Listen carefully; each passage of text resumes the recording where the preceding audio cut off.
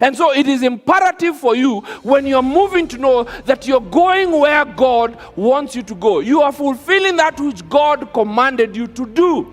Just because you can put food on the table and a roof over your head, and you have a few shillings in your pocket, doesn't necessarily mean you're fulfilling the purposes to which God called you to. And let me tell you something. Money is a cheap end of purpose.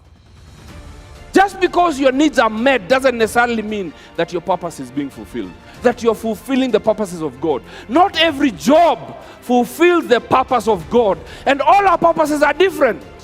It would be sad, a very sad day on earth, for you on your dying bed realizing that you made money, you owned buildings, but didn't fulfill the purpose to which God called you. And the money was a distraction to the purpose and the fulfillment of the purpose that you are created to do. What a sad day it would be on earth.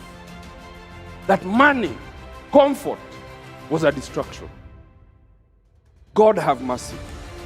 You see, the assumption is that if you are successful in what you're doing, God is in it. And that is what God called you to do.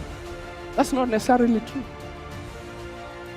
But it's possible that what you're doing and it's successful is what God. But it's also possible that you are fulfilling the purposes to which you are created, but you're struggling through it because it wasn't easy. Because that which the Lord sent you to do was not easy. It's an uphill task. And so you will struggle all your life. And that is not an indication that God is not with you. But I want you to know this, friends. There are 3 questions that we want to answer. As a believer, you must hear from God. So the question I'm asking is this: are you listening? Are you listening to what God is saying? And for you to listen, then you have to be at the place where you can hear. You have to present yourself to hear what He's saying. But seldom are you at the place of prayer. Why? Because you are distracted for one reason or the other. The second question is, do you know His voice? If He was speaking, and maybe God is speaking to you even now as we speak, but you can't hear because you don't know His voice.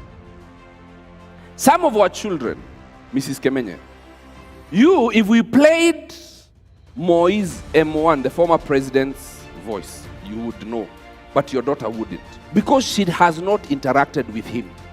So she would not know him or his voice.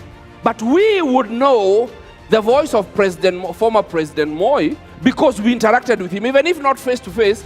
You know, when we were in school, we were bundled out of the class to stand on the road, Nyayo, Nyayo, Nyayo. So we saw him, and we saw him on TV every day. Now, when you have not been with God and you have not interacted with Him, even if He shouts on top of the world, you wouldn't hear, because you have not interacted with Him. So it's not that He's not speaking, it is the fact that you don't know His voice. And He wants to get you out of your quagmire or your predicament, but you're not getting out because you can't hear instructions. And whose fault is it? It's yours. Why? Because you're distracted. You bought me a cow. You bought me a piece of land. You got married. And those are good things, but they have become a distraction. And so, the third question is, what is God saying? And you can't answer the last one if you don't know the answer to the first 2. What is God saying? And it's important for you to hear it.